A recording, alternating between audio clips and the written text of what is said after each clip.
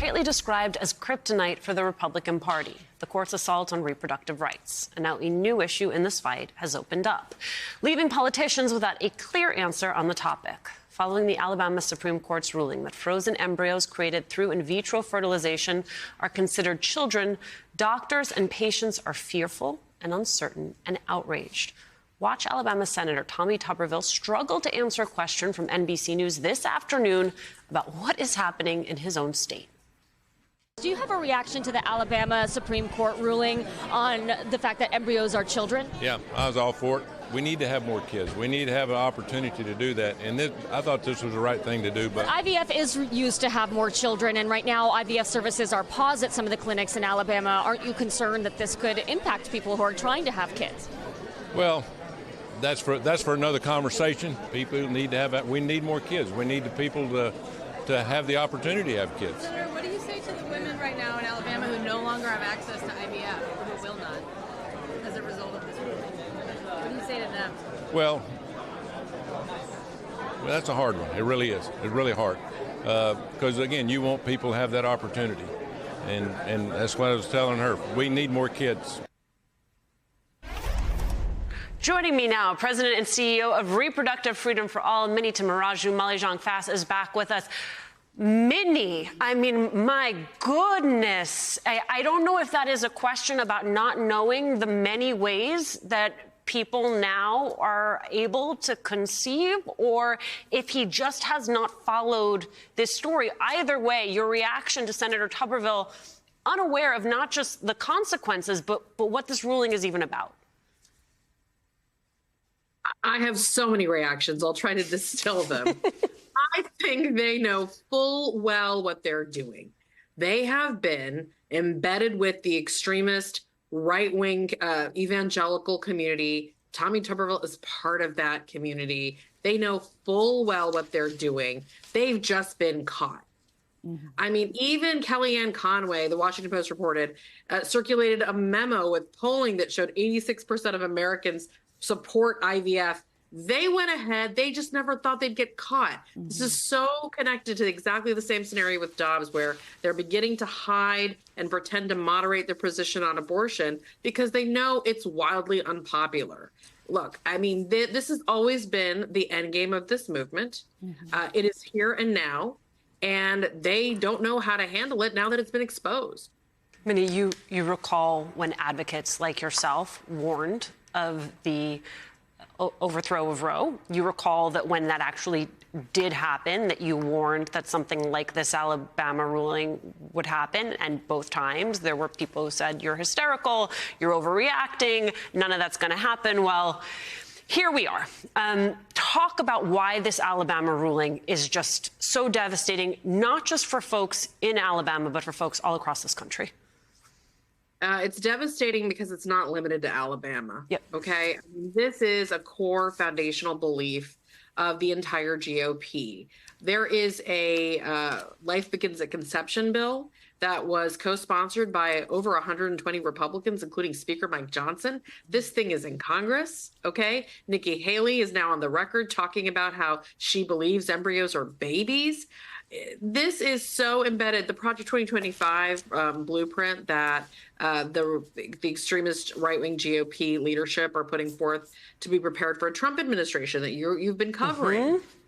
Part of that agenda as well. This was a footnote in Dobbs. It's all been out there in plain sight. As you noted, like, we had a believability gap around Roe falling.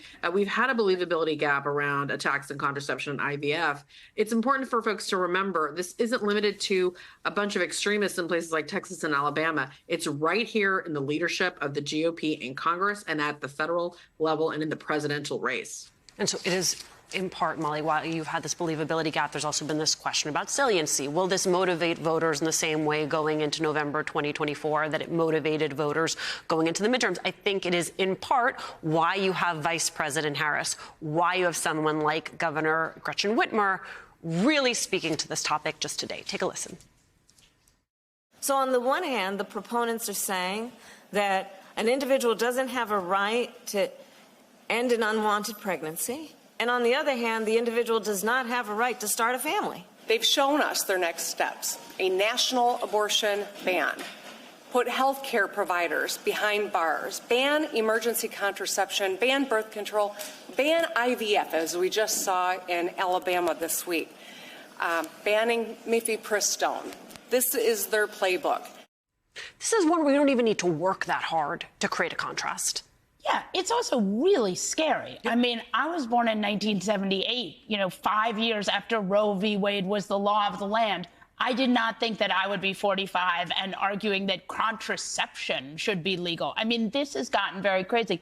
I would say, I don't think women want to live in a country where an embryo has more rights than she does. And that's what we're talking about here, right? Because these embryos are people, but if you are having, a ectopic pregnancy, your life, you are sent, a lot of times we're seeing these women sent to wait until they're at death's door to get an abortion, or, so it is clear that these embryos have more rights than these women. Or you have doctors, Minnie, on the phone with attorneys who represent their facilities or their hospitals trying to figure out where the law is when they should be focused on making life affirming decisions. I think about what Molly just said. This personhood fight has been that has been the backdrop to all of this, right? And I don't know exactly, want to hear your thoughts on this, how you message around the forthcoming dangers of what it is they want to do vis-a-vis personhood. Yeah, I think we have to be really, really plain. We have to speak in very plain, clear language to the American people. These folks, from Donald Trump to Mike Johnson, Mitch McConnell, the whole crew, they're all to blame for the crisis. They're responsible. The GOP is responsible for the overturning of Roe v. Wade. It's GOP bad actors in all of these state houses and all of these Supreme Courts that are doing these incredibly nefarious, challenging abortion bans and additional, rulings like we saw with Matthew Kacsmaryk and Texas with mifepristone, the Alabama Supreme Court. The list goes on and on. We have to very clearly, as you said, drive the contrast, but define the villains here. And they're making it easier for us, but we also have to raise the alarm. There's something folks can do right now, this cycle, and it's elect Joe Biden and Democrats up and down the ticket to put a stop to this. We do it by pinning this squarely on them, making sure folks understand who is responsible. President Biden, who you just referenced, said this today about the Alabama ruling, quote, "The disregard for women's ability to make these decisions for themselves and their families is outrageous and unacceptable. We're fighting for the freedom of women, for families, and for doctors who care for these women, and we won't stop until we restore the protections of Roe v. Wade in federal law for all women in every step." What is next, Minnie, in that fight? Yeah, we have to not only reelect the president and vice president, we have to flip the House, which is why I keep talking about Mike Johnson and how not only complicit, but his leadership in all of this. But we also have to hold the Senate. That's going to be really, really tough, but there's a clear pathway. And this issue clears a very clean distinction between our parties. Everyone understands this issue and how it's encroaching on their day-to-day decisions on if, when, and how to have a family. So we have a clear pathway, but it will be very tough. We got to deliver a federal trifecta for Joe Biden to codify Roe.